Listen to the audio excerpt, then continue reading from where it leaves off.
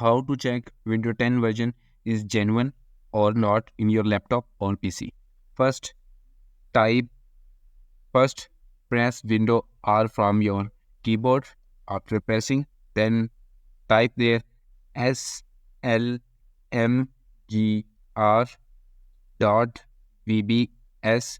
space dash DLI. I will also provide you the text in the description. In the video description, you can copy and use it. After typing, then click on OK.